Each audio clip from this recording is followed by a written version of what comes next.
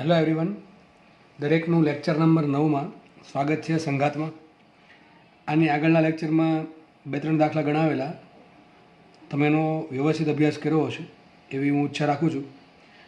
આ લેક્ચરમાં આપણે પણ આગળ દાખલાની પ્રેક્ટિસ અવિરત રાખશું. તો સ્ટાર્ટ કરીએ. દાખલાની રકમ તમારી સામે છે, જુઓ. રકમ રીડ કરું છું. π/10 દળ ધરાવતો ગોળો π/10 દળ ધરાવતો ગોળો આપેલા અર્ધવર્તુળાકાર આર ત્રિજ્ય નળીમાં એ બિંદુથી મુક્ત કરવામાં આવે છે. નળીમાં ભરેલું પ્રવાહી ગોળા પર અચળ અવરોધક બળ F લગાડે છે. ગોળો બી બિંદુ પર પહોંચીને સ્થિર થઈ જતો હોય તો કેટલું બળ લાગે અવરોધક એ શોધવાનું છે. F એની વિરુદ્ધ કેટલું કાર્ય કરવું પડે છે એ શોધવાનું છે. અથવા એમ કહી શકાય કે અવરોધક બળનો સામનો કરવામાં કેટલી ઉર્જા વેડફાય છે એ શોધવાનું છે. અને બીજા બે પણ ક્વેશ્ચન છે.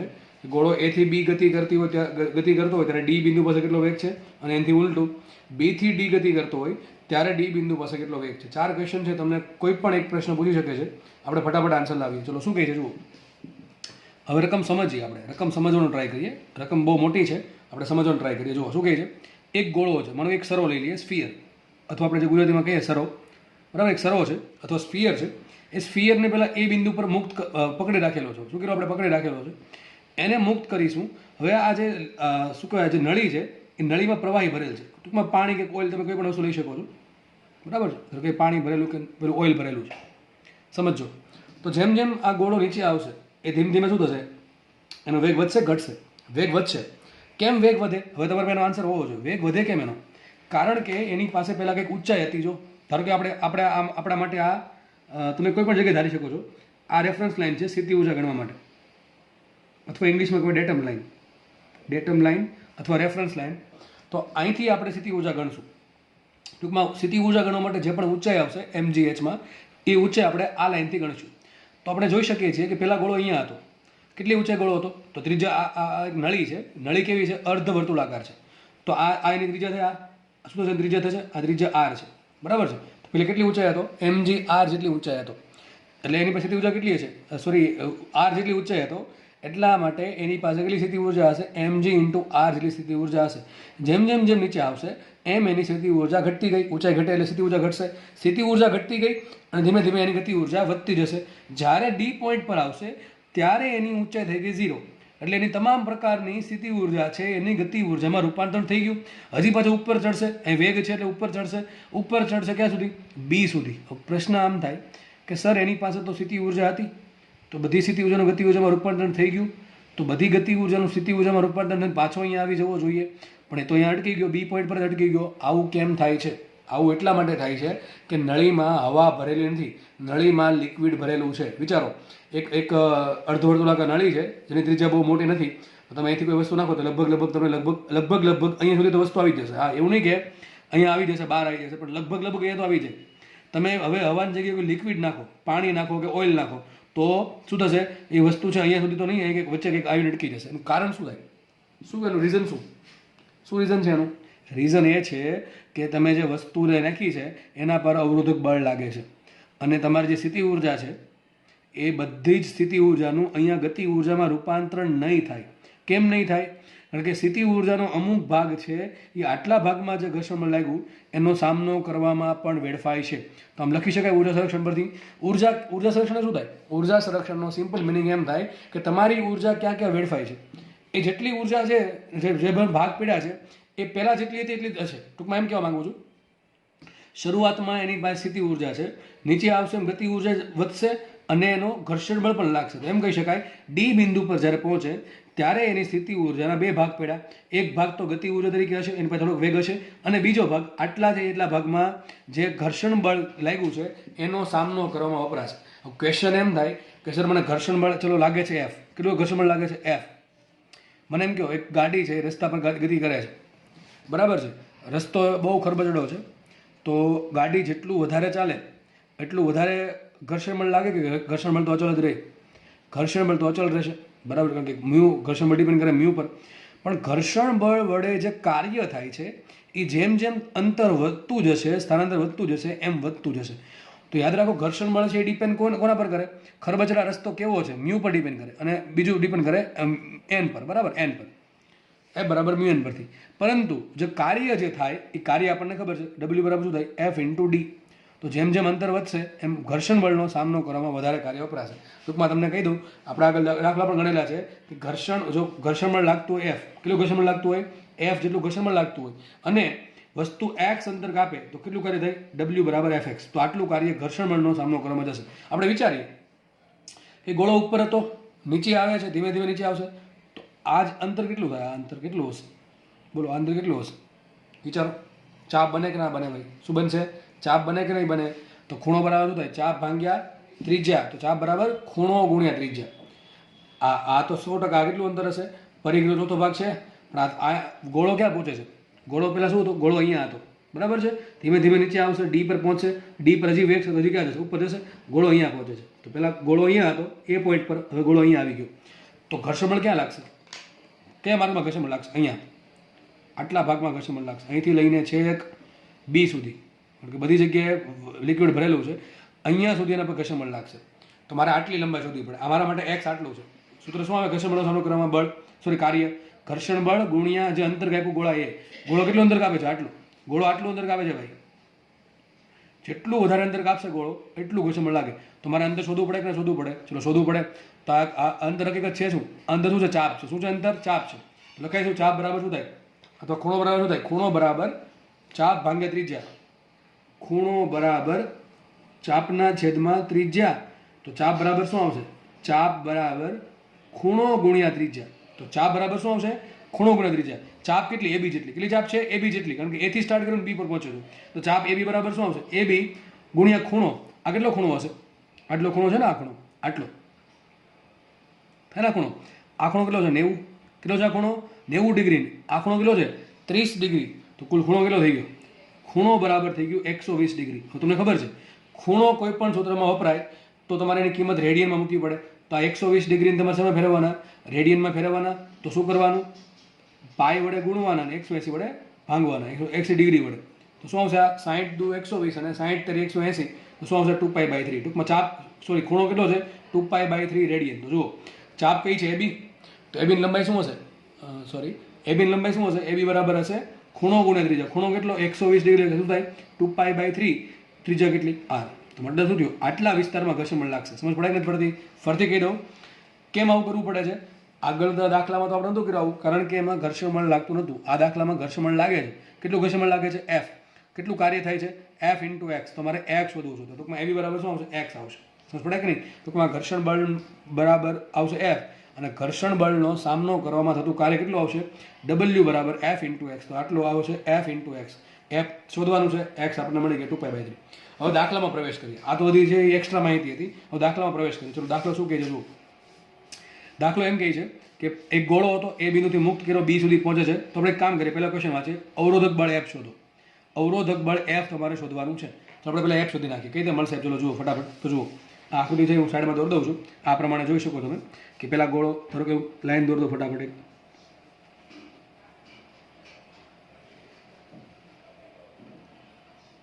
સપોઝ આ પેલી નળી છે, બરાબર છે. ગોળો અહીંથી મુક્ત કર્યો કયા બિંદુથી, એ બિંદુથી મુક્ત કરે છે. સપોઝ કે આ પ્રમાણે ભાગ પાડી દો, ગોળ નથી એક્ઝેક્ટલી પણ માની લો ગોળ છે, અને આ બી બિંદુ છે, અને આ ખૂણો આપ્યો 30 ડિગ્રી. સપોઝ કે એંગલ 30 ડિગ્રીનો છે. કેટલો એંગલ છે, 30 ડિગ્રી એંગલ છે. આ એંગલ કેટલો છે, 90 ડિગ્રી છે. સમજ પડે કે નહીં. હવે ગોળો અહીંથી આગળ ગતિ કરે છે. સપોઝ કે આ ગોળો છે, ધારો કે ગોળો છે, ગોળો ધીમે ધીમે ગતિ કરશે, ધીમે ધીમે ગતિ કરીને આ માર્ગ પર આવશે, બરાબર. અહીંયા કઈ બિંદુ છે, ડી બિંદુ છે. ડી બિંદુ પર ગતિ કરીને હજી ક્યાં જશે, બી બિંદુ પર પહોંચે છે. તો મને એમ કહો, આપણી રેફરન્સ લાઈન ક્યાં છે, રેફરન્સ લાઈન મારી આ છે, આ મારી રેફરન્સ લાઈન છે કે જ્યાંથી હું સ્થિતિ ઉર્જા માટે એચ ગણીશ. અહીંયા કઈ ઉર્જા છે એની પાસે, સ્થિતિ ઉર્જા છે. કઈ ઉર્જા છે એની પાસે, સ્થિતિ ઉર્જા. ચલો શરૂઆતમાં સ્થિતિ ઉર્જા કેટલી, એ બિંદુ પાસે યુ એ, કેટલી સ્થિતિ ઉર્જા આવશે, mgh. સમજ પડે કે નહીં. તમારે એ બિંદુ પાસે સ્થિતિ ઉર્જા ગણવી પડશે. સ્થિતિ ઉર્જા કેટલી છે એ બિંદુ પાસે, ચલો આ ઊંચાઈ ગણવી પડે ને. આ ગોળાનું દળ કેટલું છે, સ્મોલ એમ છે, કેટલું છે, સ્મોલ એમ. સ્થિતિ ઉર્જાનું સૂત્ર શું આવે, mgh. તો યુ એ બરાબર આવશે mg ઇન્ટુ એચ. એચ શું આવશે મારા માટે, તો એ અને ડી વચ્ચે અંતર, ઊંચું, આ ઊંચાઈવાળું, આ અંતર નહીં, આ ત્રાસું તો નહીં શોધવાનું, એ √2r થશે. આપણે આનું કામ છે. આ કેટલું અંતર થાય? કારણ કે ઊંચાઈ હંમેશા અહીંથી ગણવાની હોય. આ ઊંચાઈ કેટલી? ત્રિજ્યા જેટલી. કેટલી ઊંચાઈ છે અહીંયા? આ ઊંચાઈ કેટલી થશે? આ ઊંચાઈ થશે h બરાબર શું થશે? ત્રિજ્યા. આ ત્રિજ્યા છે ને અર્ધવર્તુળાકાર નળી છે, તો આ થશે ત્રિજ્યા r. તો કેટલો આવશે? UA બરાબર આવશે mg ઇન્ટુ r. સમજ પડે કે ના પડે? તો આટલી સ્થિતિ ઉર્જા હતી, બરાબર છે.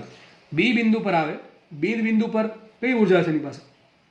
ગતિ ઉર્જા હશે નહીં. કેમ ગતિ ઉર્જા નહીં હોય? રકમમાં કીધું છે કે ગોળો એથી મુક્ત થશે, ડી બિંદુ પર પહોંચશે, અને જે ઉપર જશે એમ બી બિંદુ પર આવીને સ્થિર થઈ ગયો. હજી જો એની પાસે વેગ હોત તો હજી ઉપર જાત, પણ બી બિંદુ પર શું થઈ ગયો છે? સ્થિર થઈ ગયો. તો બી બિંદુ પાસે કઈ ઉર્જા હશે? બી બિંદુ પાસે કઈ ઉર્જા હશે? કે કોઈ પણ ઉર્જા નહીં હોય. બી બિંદુ પાસે ઉર્જા હશે. કઈ ઉર્જા હશે? સ્થિતિ ઉર્જા. કઈ ઉર્જા હશે? સ્થિતિ ઉર્જા. ચલો, કેટલી સ્થિતિ ઉર્જા હશે? આ ઊંચાઈ ગણી લેવી પડે કે ના પડે? આપણે આ ઊંચાઈ ગણવી પડે. ધારો કે ઊંચાઈ h કેટલી છે? h. તો આપણે કામ કરીએ, બી બિંદુ પાસે ઉર્જા UB બરાબર શું આવશે? mg into h. શું આવશે? mg into h. એ બિંદુ પાસે કેટલી ઉર્જા છે? mg into r. બી બિંદુ પાસે કેટલી ઉર્જા છે? mg into h. ચલો, એ શોધવો પડે કે ના શોધવો પડે? લાસ્ટ લેક્ચરમાં તમને આ શીખવાડેલું કે આ કઈ રીતે શોધવાનું. જો આ ત્રિજ્યા r છે, તો આ પણ શું થાય? ત્રિજ્યા r જ થાય ને. તમને ગણતા આવડું છે કે ઊંચાઈ કેટલી છે? ફટાફટ સાઈડમાં દોરી દઉં છું કે આ એક ત્રિકોણ બનાવી દે. આ ત્રિકોણ બનાવે. ચલો, આ ત્રિકોણ બનશે. તો આજે ત્રિકોણ બન્યો, આ એ સાઈડમાં નીચે દોરું છું, તો ત્રિકોણ આ ટાઈપનો કંઈક બનશે, બરાબર છે. જો આ કેટલું રેડિયસ? આ રેડિયસ r છે. જો આ અંતર r નથી, આ અંતર r નથી, આટલું અંતર r છે. આ જે અંતર છે આટલું, આ બે પેનના પોઈન્ટ જુઓ, તો આ અંતર r છે. આ અંતર r થી ઓછું છે, બરાબર. આ આપણે આ અંતરનું કામ છે, એ આ દોરી દીધું અહીંયા. તો આ અંતર r છે, આ ખૂણો છે 30 ડિગ્રી. તો આ શું થાય? r cos 30. શું થશે? r cos 30 degree. શું થશે? r cos 30 degree. તો અંતર મળી ગયું કેટલું મને? r cos 30 degree. તો આ હાઈટ મળી ગઈ કે ના મળી ગઈ? ચલો, આ હાઈટ કેટલી છે? r cos 30. આખી હાઈટ કેટલી છે? આપણે કામ કરીએ, r cos 30 ની કિંમત ફાઇન્ડ કરીએ. તો r cos 30 ડિગ્રી બરાબર r cos 30 શું આવશે? √3/2. શું આવશે? √3/2. તો આ અંતર કેટલું છે? આટલું, સોરી, આ કેટલું અંતર છે? r into √3/2. કેટલું આવશે? r into √3/2. આખું અંતર કેટલું છે? આટલું r. તો આ અંતર કેટલું આવશે? વિચારો. આખું આ ત્રિજ્યા r છે આખી, આ અંતર છે r √3/2. આ કેટલું અંતર આવશે? માટે h બરાબર શું આવશે? h, આ જે h છે h બરાબર શું આવશે? h બરાબર r minus r cos 30 degree. માટે h is equal two r એનું રાખીએ, r માઇનસ r ઇન્ટુ √3/2. તો આમાંથી તમે r કોમન કાઢી શકો. શું આવશે? r કાઉન્સમાં 1 માઇનસ √3/2, અથવા h is equal two r કાઉન્સમાં 2 minus √3/2. તો આટલી h આવશે. તો સૂત્ર શું આવશે? UB બરાબર શું આવશે? mg into h. અને h શું આવશે? h બરાબર શું આવશે? r કાઉન્સમાં 2 minus √3/2. તો આવશે r કાઉન્સમાં 2 માઇનસ √3/2. મતલબ કે એ પાસે ઉર્જા કેટલી છે? સ્થિતિ ઉર્જા mgr છે. બી પાસે કેટલી કુલ ઉર્જા કેટલી છે? mgr કાઉન્સમાં 2 minus √3/2. તો ઉર્જા ઘટી કે વધી? તમે જોજો, આ જે કિંમત છે 2 માઇનસ √3/2, એની કિંમત 1 કરતાં ઓછી આવશે. કેવી કિંમત આવશે? 1 કરતાં ઓછી. અહીંયા છે mgr, એ mgr કાઉન્સમાં ઇન્ટુ આટલું છે. આની કિંમત પોઈન્ટમાં આવશે. ટૂંકમાં સ્થિતિ ઉર્જા ઘટી ગઈ કે વધી ગઈ? દેખાય છે સ્થિતિ ઉર્જા ઘટે છે. તો ઘટી ગઈ ક્યાં? સ્થિતિ ઉર્જા ક્યાં ગઈ? વિચારો, સ્થિતિ ઉર્જા ક્યાં જશે ભાઈ? અહીંયા સ્થિતિ ઉર્જા છે મહત્વ? હા, સ્થિતિ ઉર્જા. અહીં ગતિ ઉર્જા છે? ના, ગતિ ઉર્જા કોઈ નથી. એ જ રીતે અહીંયા સ્થિતિ ઉર્જા છે? હા, સ્થિતિ ઉર્જા છે. ગતિ ઉર્જા છે? ના, અહીંયા પણ ગતિ ઉર્જા નથી. તો અહીંયા સ્થિતિ ઉર્જા છે, અહીંયા સ્થિતિ ઉર્જા છે. તો સ્થિતિ ઉર્જા ઘટી કેમ? ઘટીને ક્યાં ગઈ હશે? ગતિ ઉર્જા આપવામાં? ના, ગતિ ઉર્જા તો અહીં છે જ નહીં. અહીંયા તો ગતિ ઉર્જા છે જ નહીં. ગતિ ઉર્જા તો કંઈક વચ્ચે હતી. ગતિ ઉર્જા અહીંયા મહત્તમ હશે. તો જેમ જેમ પાછળ ઉપર છે, પછી ગતિ ઉર્જા ધીમે ધીમે ઘટતી જશે અને સ્થિતિ ઉર્જા વધતી જશે. જ્યારે ગોળો અહીંયા પહોંચશે ત્યારે એની પાસે ગતિ ઉર્જા 0 છે. તો ક્વેશ્ચન એમ છે, અહીંયા સ્થિતિ ઉર્જા છે, અહીંયા સ્થિતિ ઉર્જા છે, પણ આની કરતાં અહીંયા સ્થિતિ ઉર્જા ઓછી છે. તો સ્થિતિ ઉર્જા ક્યાં જશે? ગતિ ઉર્જામાં તો જતી નથી, કારણ કે બે સ્થાને ગતિ ઉર્જા તો કંઈ છે જ નહીં. તો ઉર્જા ક્યાં ગઈ? ઘર્ષણ બળનો સામનો કરવામાં. ક્યાં જશે? ઘર્ષણ બળનો સામનો કરવામાં. કેટલી જશે? ધારો કે એક કામ કહું, માનો કે 100 જૂલની સ્થિતિ ઉર્જા છે, સમજો 100 જૂલની સ્થિતિ ઉર્જા છે. ધારો કે આપણે ફાઇન્ડ કર્યું આ સૂત્ર અનુસાર કે ભાઈ અહીંયા માનો કે એક એક્ઝામ્પલ છે, ખાલી મને એક્ઝેક્ટલી આ કિંમત સોલ્વ કરવી પડશે. આપણે એક એક્ઝામ્પલ લઈ લઈએ કે ધારો કે 100 જૂલની સ્થિતિ ઉર્જા છે અને માનો કે અહીંયા 30 જૂલની સ્થિતિ ઉર્જા છે.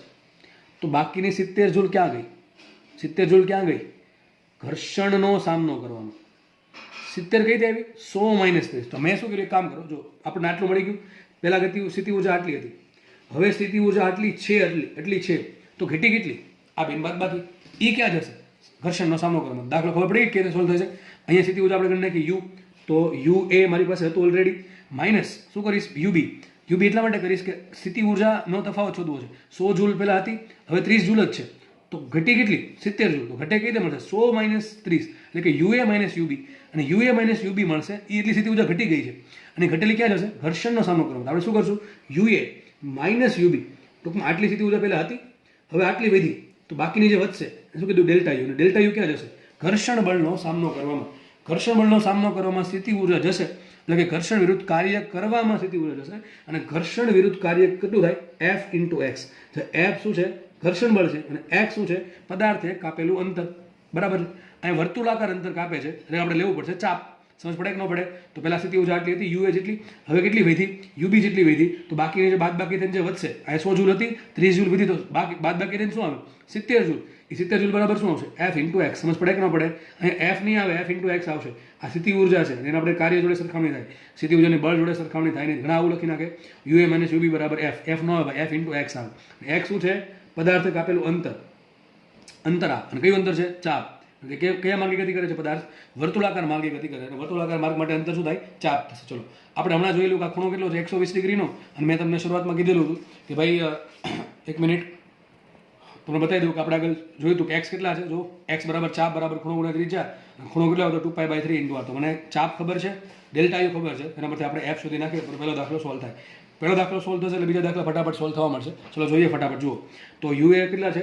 mgr કેટલા છે? યુએ mgr માઇનસ યુબી કેટલા છે?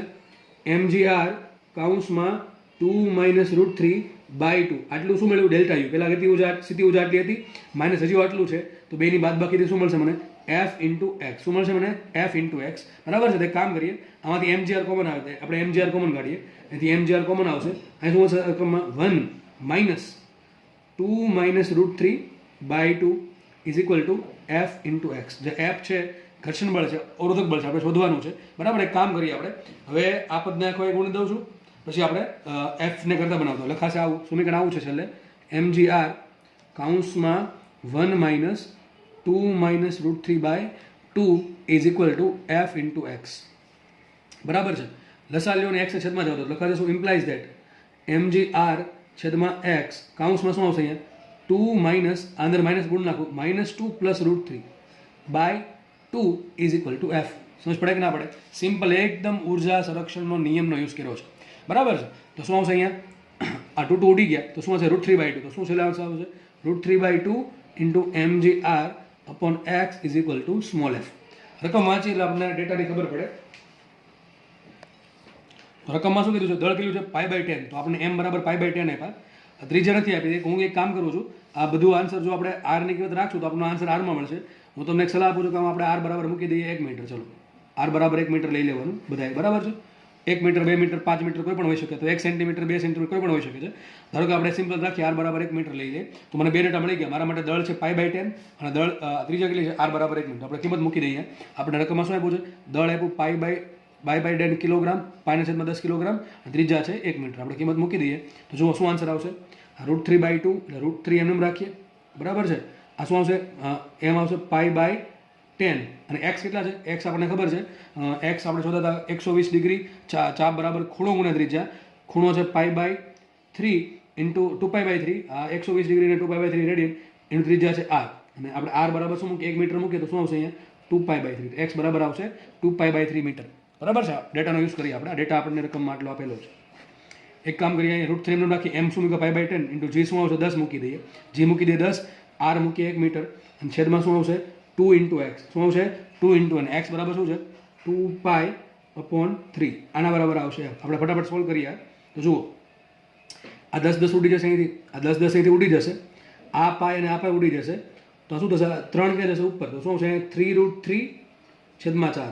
શું આવશે? આ 3√3/4 ઇઝ ઇક્વલ ટુ એફ. તમારે આને ફટાફટ સોલ્વ કરવું પડશે એટલે તમારો આન્સર આવી જશે. આપણે એક કામ કરીએ, 3√3 ગુણ્યા 3 કરી દઈએ તો 1.73. √3 શું કહેવાય? 1.73 ગુણ્યા 3 કરો એટલે શું તો 3 તેરી 9, 7 તેરી 21 ને 3 ને 5.19. કેટલો આવશે? 5.19. તો 5.20 તમે લઈ શકો છો એપ્રોક્સિમેટ. 1.73 ગુણ્યા 3 બરાબર તમે 5.20 જેટલું એપ્રોક્સિમેટ લઈ શકો. બરાબર. તો 5.20 તમે લઈ શકો છો. તો કામ કરીએ, મૂકી દઈએ આપણે 5.20 અથવા 5.2 ભાગ્યા 4 ઇઝ ઇક્વલ ટુ એફ. આપણે તરત ખબર પડીએ 13 ચોક 52. તો એફ બરાબર શું આવશે? 1.3 ન્યૂટન. શું આવશે? બરાબર 1.3 ન્યૂટન. આપણે સાબિત શું કર્યું કે ભાઈ ગોળો આ પ્રમાણે ગતિ કરતો હોય તેના પર આટલું ઘર્ષણ બળ લાગશે. અચળ કેટલું? 1.3 ન્યૂટનનું ઘર્ષણ બળ અથવા અવરોધક બળ લાગશે. કોના વડે લાગશે? લિક્વિડ વડે. કોના વડે લાગશે? લિક્વિડ વડે. કોના પર? ગોળા પર. કોના પર લાગશે? ગોળા પર. તો ગોળા પર આટલું ઘર્ષણ બળ લાગશે. બરાબર છે. તો આ પ્રમાણે દાખલો સોલ્વ થાય. એક બીજી રીતે છે, એ એટલે બહુ નાની રીત નથી, રીત તો આટલી જ છે, પણ શું કરવું પડે જુઓ. તમારી પાસે આટલી સ્થિતિ ઉર્જા હતી, સમજો. સ્થિતિ ઉર્જા પહેલાં આપણે શું કર્યું? પહેલાં એ કીધું આટલી સ્થિતિ ઉર્જા હતી યુએ. હવે વધી કેટલી? યુબી. તો બેની બાદબાકીથી શું મળશે? યુએ જેટલી હતી પહેલાં, હવે ખાલી યુબી જ વધી. તો બાકીની ક્યાં ગઈ? ઘર્ષણ બળનો સામનો કરવામાં. તો શું આવશે? યુએ માઇનસ યુબી બરાબર એફએક્સ. અથવા એમ કરી શકીએ, તો આમાં તમારે શું કરવું પડે? યુએ શોધવું પડે ને યુબી શોધવું પડે. એના બરાબર એફએક્સ આવશે. અથવા તમે આમ કરી શકો, એક શોર્ટકટ છે કે ભાઈ પહેલાં ઊંચાઈ આટલી હતી, પહેલાં ઊંચાઈ આટલી હતી, સમજ પડે છે? ધારો કે H1 કહી દઉં છું. પહેલાં ઊંચાઈ હતી H1, હવે ઊંચાઈ છે H2. તો યુએ મળી ગયું, યુબી મળી ગયું, એ આ રીત થઈ ગઈ. હવે તમને આમ કીધું કે ભાઈ સ્થિતિ ઉર્જા ઘટે છે કેટલી? કેટલી ઊંચાઈ ઘટે? આટલી ઊંચાઈ ઘટે છે. આટલી ઊંચાઈ ઘટે કે નથી ઘટતી? આટલી ઊંચાઈ. ધારો કે કહી દીધું H ડેશ. કેટલું કહી દીધું? H dash. તો કેટલી સ્થિતિ ઉર્જા ઘટશે? mg into H dash. કેટલી ઘટશે? mg into H dash. તો તમે શોધી નાખો, આટલી ઊંચાઈ શોધી નાખો. આટલી આ જે ઊંચાઈ છે, હા, કેટલી ઊંચાઈ આવશે? આવશે r cos 30. શું આવશે? r cos 30. તો આટલી સ્થિતિ ઉર્જા ઘટી ગઈ, એ ક્યાં ગઈ છે? ઘર્ષણ બળનો સામનો કરવામાં. સમજ પડે કે ન પડે? ફરીથી કહી દઉં છું, તમને આ રીતે જો ફાવી ગઈ હોય કે પહેલાં સ્થિતિ ઉર્જા આટલી હતી, હવે આટલી છે, તો બેન બાદબાકી કરી ક્યાં ગઈ છે? ઘર્ષણ બળનો સામનો કરવામાં. તો પણ સાચું પડશે. અથવા હું શું કહું છું, સ્થિતિ ઉર્જા પહેલાં mg h1 હતી, હવે છે કેટલી? mg h2. તો ઘટી કેટલી? mg. ધારો કે ઊંચાઈ h ડેશ. કેટલી ઊંચાઈ છે? h dash. આ ઊંચાઈ h ડેશ છે. તો ઘટી કેટલી? mg into h dash. સમજ પડે કે નહીં? આટલી ઊંચાઈ ઓછી આવી, આટલી ઊંચાઈ ઓછી આવશે, તો આટલી સ્થિતિ ઉર્જા કેટલી ઓછી આવશે? mg into h dash. તો આટલી સ્થિતિ ઉર્જા ઓછી શું કામ આવી? કારણ કે આ જે સ્થિતિ ઉર્જા છે ક્યાં ગઈ? ઘર્ષણનો સામનો કરવામાં. તો ઘર્ષણ બરાબર શું થાય? mg into h dash is equal two f into x. h dash કેટલા આવશે? r cos 30. તો અહીંયા મૂકો mg, m મૂકો પાઈ બાય 10, g મૂકો 10, h ડેશ શું મૂકો? h ડેશ મૂકશો કેટલા? r cos 30 બરાબર f ઇન્ટુ એક્સ બરાબર શું આવશે? 2 પાઈ બાય 3 ઇન્ટુ r. બધી કિંમત મૂકો તો પણ તમને f ની સેમ વેલ્યુ મળશે. કોન્સેપ્ટ તો એકને જ છે. આપણે શું કર્યું? બંને જગ્યાએ સ્થિતિ ઉર્જા શોધી નાખી, પછી બાદબાકી કરી, તો શું મળશે મને? ઘર્ષણનો સામનો કરવા વપરાતી ઉર્જા. અને આ શું કહે છે કે સ્થિતિ ઉર્જા, ધારો કે ઊંચાઈ h1 છે, તો સ્થિતિ ઉર્જા છે mg h1, અને સ્થિતિ ઉર્જા છે mg h2. ધારો કે આ ઊંચાઈ છે h ડેશ, તો સ્થિતિ ઉર્જા કેટલી ઘટે છે? mg ઇન્ટુ h ડેશ ઘટે છે. કેટલી ઘટે છે? કેટલી ઓછી આવી? આટલી ઓછી આવી. આટલી. આ ઊંચાઈ જેટલી ઓછી આવશે એટલી સ્થિતિ ઉર્જા ઓછી આવશે. તો સ્થિતિ ઉર્જા ઘટી કેટલી? mg into h dash. આ ક્યાં ગઈ હશે? આ ક્યાં ગઈ? એટલે ઘટી ગઈ ઘર્ષણનો સામનો કરવા માટે. તમે આમ પણ લખી શકો છો mg into h dash is equal two f into x. બરાબર? તો સેમ આન્સર તમને મળશે. જે પણ રીત તમને સારી લાગે એ પ્રમાણે તમે ગણી શકો છો. તો આપણને એક ક્વેશ્ચન મળ્યો. શું આન્સર આવ્યો? કે ભાઈ જે ઘર્ષણ લાગે છે, ઘર્ષણ બળ લાગે છે, કેટલું છે? 1.3 ન્યૂટનનું ઘર્ષણ બળ લાગે છે. અચળ. કેવું છે? અચળ છે. સમગ્ર પદ દરમિયાન આટલું ઘર્ષણ બળ લાગે છે. જેમ જેમ x વધતું જશે એમ વધારે ને વધારે કાર્ય થશે ઘર્ષણ બળનો સામનો કરવામાં. પણ ઘર્ષણ બળ અચળ છે. જો હું શું બોલું છું? ઘર્ષણ બળનો સામનો કરવામાં જે બળ લાગે છે, અવરોધનો સામનો કરવામાં, એ અચળ છે. પરંતુ જેના વડે કાર્ય થાય છે એ અચળ નથી. જેમ x વધશે એમ કાર્ય વધતું જશે. આપણે નેક્સ્ટ ક્વેશ્ચન તરફ પ્રયાણ કરીએ. શું છે નેક્સ્ટ ક્વેશ્ચન? એવો છે, અવરોધક બળ f દ્વારા થતું કાર્ય. એ તો આપણે શોધી નાખ્યું હમણાં. આપણે શું થતું? f શોધ્યું. પેલા આપણે f શોધ્યું છે. આપણને મળી જ ગયું છે. તમે કહો છો કઈ રીતે? અવરોધક બળ f દ્વારા થતું કાર્ય અથવા અવરોધક બળનો સામનો કરવામાં વેડફાતી ઉર્જા મેળવો. આપણને ખબર છે અવરોધક બળમાં કેટલું કાર્ય થાય? f into x. કેટલું કાર્ય થાય? આપણે શોધવાનું છે ટૂંકમાં. હવે f ઇન્ટુ એક્સ શોધવાનું છે. f ઇન્ટુ એક્સ કેટલા હશે? UA minus UB. કેટલા હશે? UA minus UB. અથવા કેટલા હશે? mg into h dash. તો આપણે કામ કરીએ. હવે શું કરીએ આપણે? બીજો ક્વેશ્ચન. પહેલો ક્વેશ્ચનનો આન્સર મેળવો. બીજો ક્વેશ્ચન એવો છે કે ઘર્ષણ બળનો સામનો કરવામાં થતું કાર્ય. ઘર્ષણ બળનો સામનો કરવા માટે કરવું પડતું કાર્ય અથવા થતું કાર્ય. કરવું પડતું કાર્ય. ચલો. અથવા આમ પણ કહી શકે કે ભાઈ જો લખ્યું છે અહીંયા, શું કે લખ્યું છે? અવરોધક બળનો સામનો કરવામાં વેડફાતી ઉર્જા કેટલી હશે? યુએ માઇનસ યુબી અથવા mg ઇન્ટુ h ડેશ. તમે જે પણ સારું લાગે કરી શકો છો. અથવા આપણને સીધું મળી જાય કે ભાઈ સામનો કરવામાં થતું કાર્ય કેટલું છે? w બરાબર f ઇન્ટુ એક્સ. f કેટલા આવ્યા? f લખી દઉં છું. f બરાબર હમણાં આપણે ફાઇન્ડ કર્યું કેટલું? 1.3 ન્યૂટન. અને x કેટલા હતા? x બરાબર શું હતું? 2 પાઈ બાય 3 ઇન્ટુ r હતું ને? શું હતું? 2 પાઈ બાય 3 ઇન્ટુ r. તો x બરાબર શું આવશે? 2 પાઈ બાય 3 ઇન્ટુ r શું છે? 1 મીટર. તો શું આવશે? આ f મૂકી 1.3 ઇન્ટુ આ શું આવશે? 2 પાઈ ભાગ્યા 3. થશે કે નહીં? આવું ગુણાકાર કરી દઈએ. આ 13 દુ થશે 26. તો 2.6 ગુણ્યા પાઈ છેદમાં 3 થશે કે નહીં? આ રીતે. બરાબર? તો આ પ્રમાણે થશે 2.6 ગુણ્યા પાઈ છેદમાં 3. રફલી આન્સર લાવવો હોય અને તમને ઓપ્શન દૂર જ આપ્યા હશે, રફલી આન્સર લાવો તો આપણે કામ કરી શકીએ. અને તમે 2.7 ધારી શકો. 2.6 ને 2.7 ધારી શકો, પછી આપણે આન્સર થોડો ઘટાડી દઈશું. તો મેં જો છેદ અંશ વધાર્યો છે તો મારો જવાબ એ વધશે, એટલે છેલ્લો જવાબ છે એમાં થોડુંક ઓછું કરવું પડશે, બરાબર કે નહીં? તો આપણે કામ કરીએ અને 2.7 ધારો તો લખાશે આવું 2.7 ભાગ્યા 3. હવે 9 તેરી 27 ને, તો ઉપર શું આવશે? 0.9 આવશે. શું આવશે? 0.9 ગુણ્યા પાઈ. શું આવશે? 0.9 ગુણ્યા પાઈ. 0.9 ગુણ્યા પાઈ એટલે કામ કરીએ આપણે 3.14 ગુણ્યા 9 કરી દઈએ, બરાબર છે? 9 ચોક 36 વધી પડી 3 અને 9 એકુ 9 ને 3 12 વધી પડી 1 ને 9 તેરી 27 ને 28. તો શું આન્સર આવશે? 28.26. 0.9 છે એટલે શું આન્સર આવશે? 2.82 જેવું. એટલે શું લગભગ આનો આન્સર આવશે? 2.82 જૂલ. ડબલ્યુ બરાબર શું આવશે? 2.82 જૂલ. લગભગ મેં 2.6 ના 2.7 કર્યા હતા, એટલે મેં અંશ વધાર્યો હતો, એટલે મારો જવાબ એ વધ્યો છે, તો થોડોક ઓછો કરી નાખું. એક કામ કરીએ, રફલી આન્સર લખીએ. ડબલ્યુ બરાબર 2.80 જૂલ અથવા 2.8 જૂલ જેવો મારો આન્સર આવશે, બરાબર છે? તો આ શું આટલું કાર્ય ક્યાં થયું? ઘર્ષણ બળનો સામનો કરવામાં, અથવા આટલી ઉર્જા મારી ઓછી આવશે. પહેલાં જેટલી હતી, કેટલી પહેલાં હતી?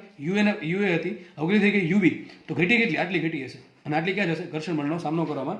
તો બહુ ઇઝી દાખલો છે આ તો. આપણને ઘર્ષણ બળ મળી ગયું એટલે આરામથી તમને મળી જાય, બરાબર? સમજ પડી હશે આમાં 100%. કાર્ય કેટલું થાય? ડબલ્યુ બરાબર એફ ઇન્ટુ એક્સ, અને એફની કિંમત મૂકી, એક્સની કિંમત મૂકી, એટલે મારો ડબલ્યુ મને મળી ગયું. મોટાભાગના લોકો જેમાં ભૂલ કરે એ કઈ કરે? એક્સની કિંમત છે ને પેલી 120 ડિગ્રીમાં મૂકે, એ રેડિયનમાં ફેરવાનું ભૂલી જાય, દાખલો બધા ખોટા, બરાબર? તો આવી ભૂલ પડે નહીં. હજુ કહું છું, જ્યાં પણ તમારે ખૂણાની કિંમત મૂકવી પડશે, એ ખૂણાની કિંમત હંમેશા તમારે શેમાં મૂકવાની? હંમેશા તમારે મૂકવાની એને રેડિયનમાં છે, બરાબર? તો આપણે નેક્સ્ટ ત્રીજો દાખલા તરફ આપણે આગળ વધીએ. તો જે દાખલા નંબર 3 શું કહે છે? આ દાખલામાં ગોળો એ થી બી જતો હોય ત્યારે ડી બિંદુ કેટલો વેગ છે? એનો ટૂંકમાં આવું કહે છે, ગોળો એ થી બી જાય ત્યારે ડી બિંદુ કેટલો વેગ છે? વિચારો કઈ રીતે મળશે આપણને, કઈ રીતે મળશે? ફટાફટ વિચારો. ચલો હું બીજા પેજ પર લખું, ત્યાં જાતે વિચારો છો કઈ રીતે આન્સર આવશે.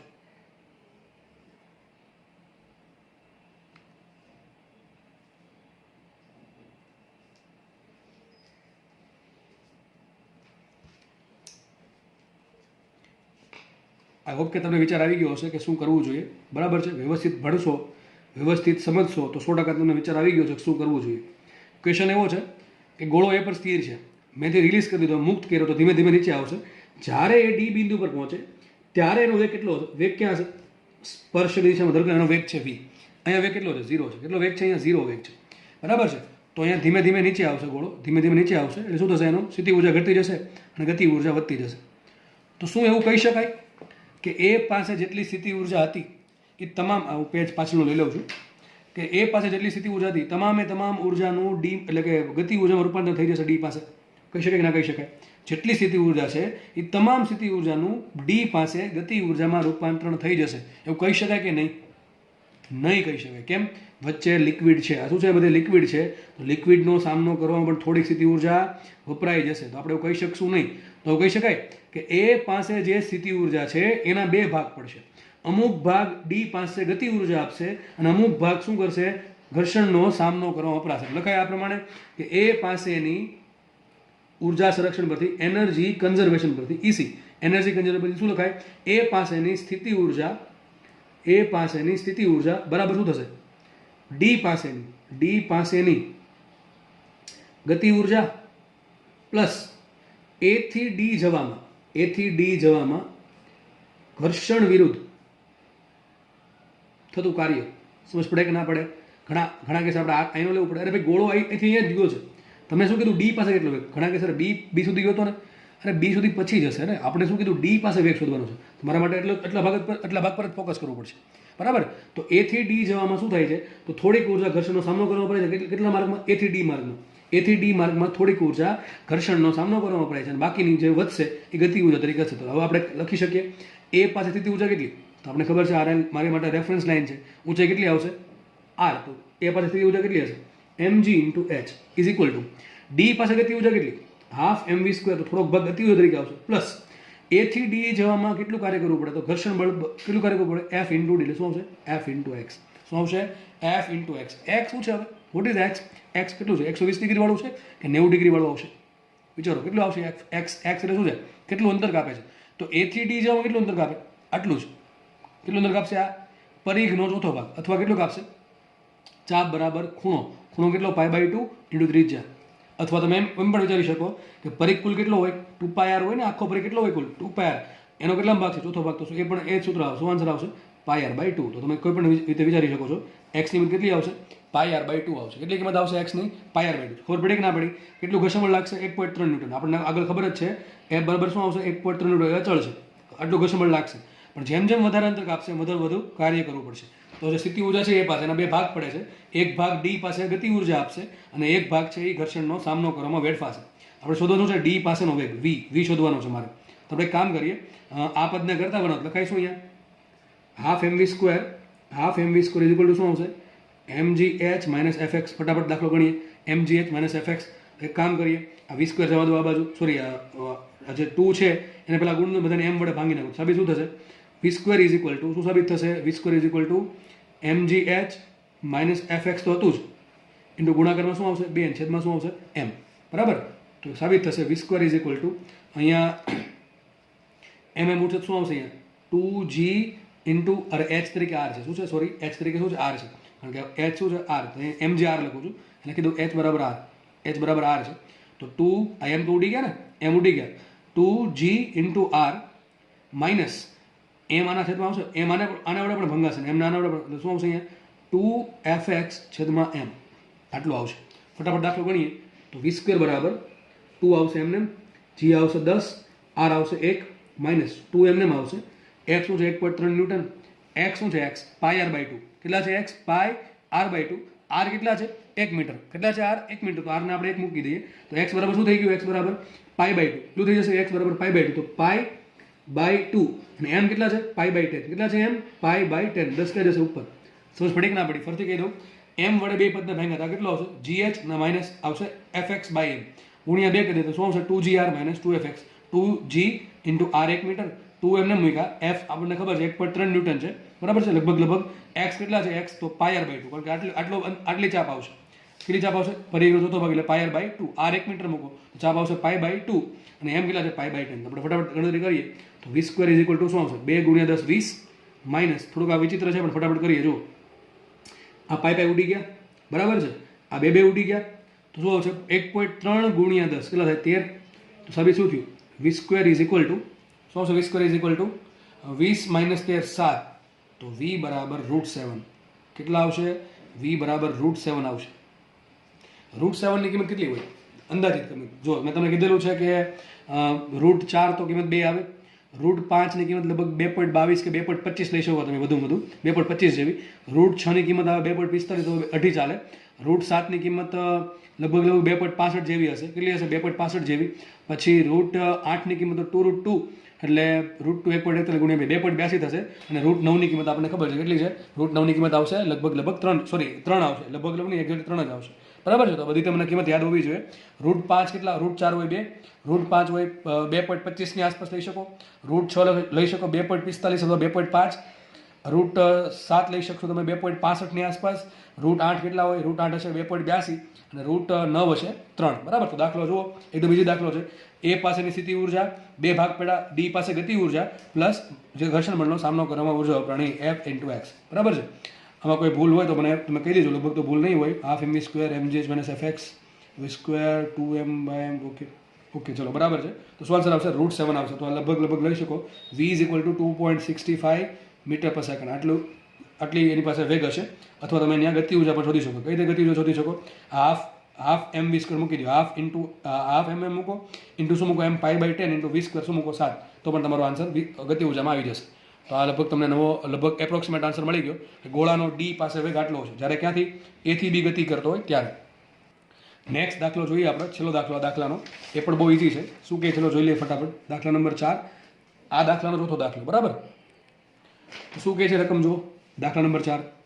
ગોળો જ્યારે બી થી ડી તરફ જાય ત્યારે ડી બિંદુ તેનો વેગ કેટલો? હવે જોઈએ થશે શું એક્ઝેક્ટલી? ગોળો અહીંથી મુક્ત કર્યો પેલા ક્યાં જશે? ડી પાસે જાય. એ આપણે વેગ શોધો. કેટલો વેગ હશે? √7 જેટલો. પછી ડી પદ ક્યાં જાય? બી પાસે જાય. શું બી પાસે રૂકી જાય કે નહીં રૂકે? શું થશે? પાછો ડી પાસે આવશે.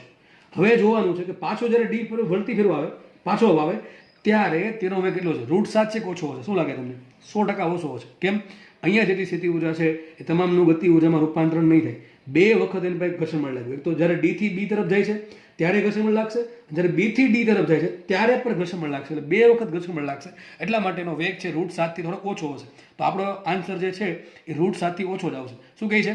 એથી જ્યારે બી તરફ જતો હોય ત્યારે ડી પાસે હવે કેટલો આવ્યો રૂટ 7 આપણે હમણાં મેળવો. હવે એમ કહે છે બી પાસેથી પાછો ડી પાસે જતો હોય કેમ પાછો જાય અને ભાઈ સ્થિતિ ઉર્જા છે કે નહીં જ્યાં સુધી એ ડી બિંદુ પર નહીં આવે ત્યાં સુધી ચાલા કરશે. જો આવું થશે પહેલાં એથી બી પર ગયો બી પરથી પાછો કંઈક આવશે ધારો કે સી બિંદુ આવ્યો સી પરથી પાછો ધારો કે અહીંયા જશે પાછો ધીમે ધીમે ધીમે ધીમે કરતાં કરતાં છેલ્લે ક્યારે ડી પાસે રૂકી જશે. જ્યારે ડી પર આવશે ત્યારે એની પાસે નહીં ગતિ ઉર્જા હોય કે નહીં સ્થિતિ ઉર્જા હોય કેમ તમામ પ્રકારની ઉર્જાનું ક્યાં રૂપાંતર થઈ ગયું અવરોધનો સામનો કરવામાં.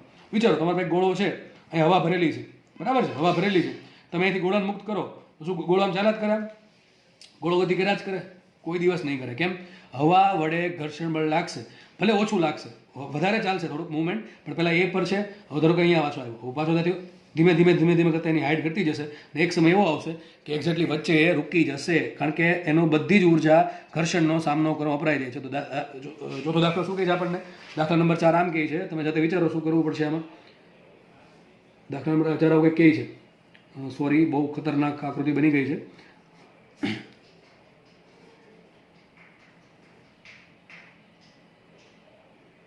જેવી બની ચલો માની લઈએ કે ગોળાકાર વસ્તુ છે બરાબર છે ગોળો અહીંયા બી પર છે પહેલાં શું કીધું આપણે એ પર ગોળો હતો બી પર ગયો તો ડી પાસે વેગ ઊંધું છે બી પર ગોળો છે અને ક્યાં લાવવાનું છે ને ડી પર જ્યારે પાછો ફરતો હોય વળતી ફેરું જ્યારે આવશે પાછો ત્યારે ડી પાસે વેગ કેટલો છે ધારો કે વેગ છે વીડેસ કેટલો વેગ છે વીડેસ તો આપણે વીડેસ શોધવાનું છે.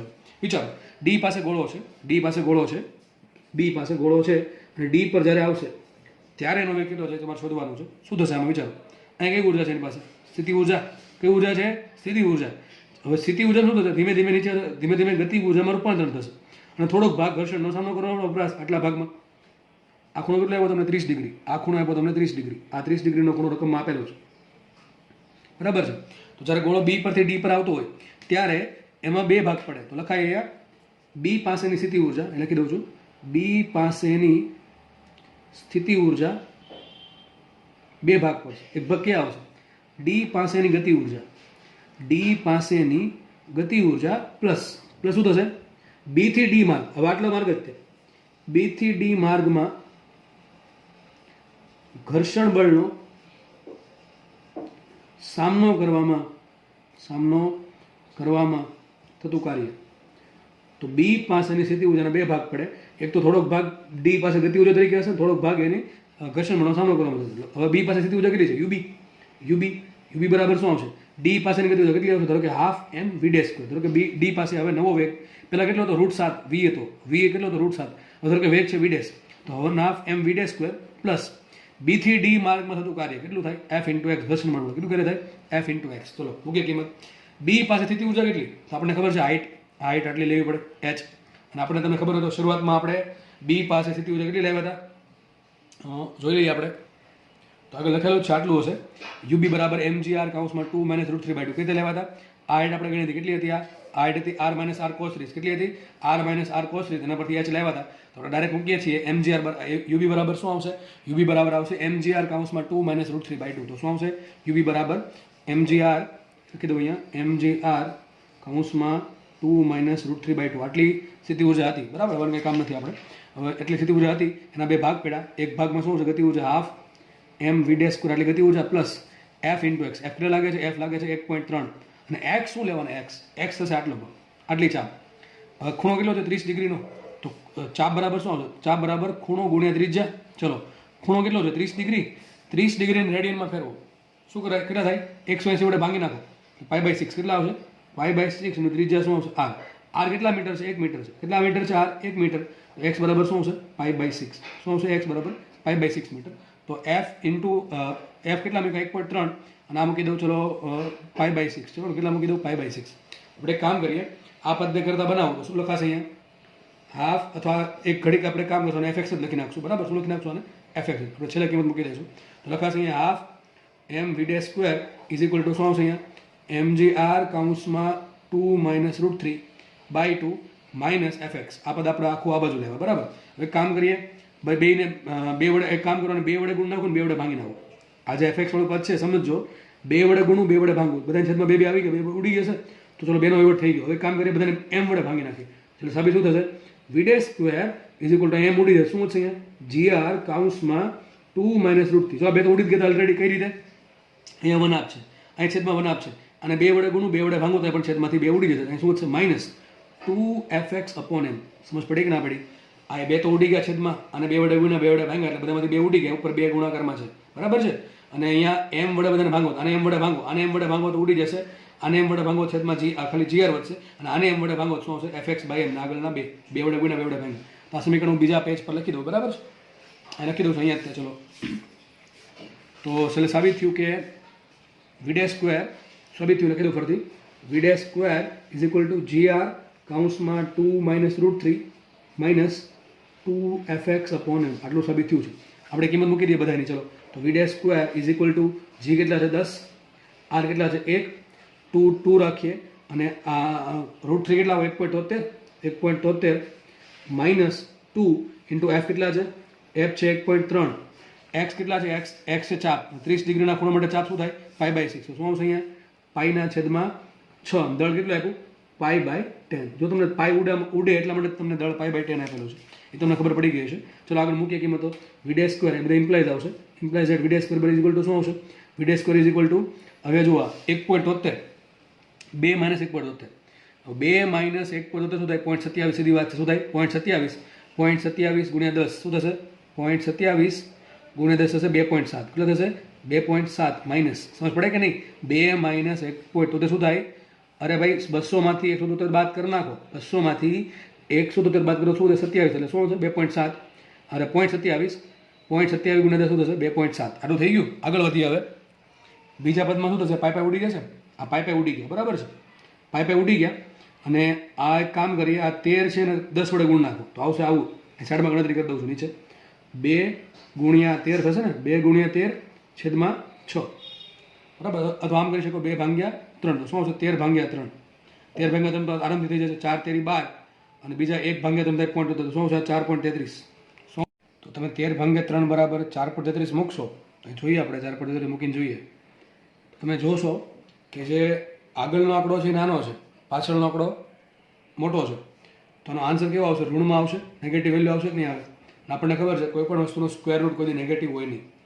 તો મતલબ આપણો દાખલો ખોટો છે એવું સાબિત થયું, બરાબર ને? દાખલો ખોટો છે એવું સાબિત થયું, કારણ કે આપણને કોઈ v² નું સ્ક્વેર રૂટ જે પણ આનો આન્સર આવતો હોય -2.4.33 એ માઇનસમાં આવશે, એ ઋણમાં મળશે.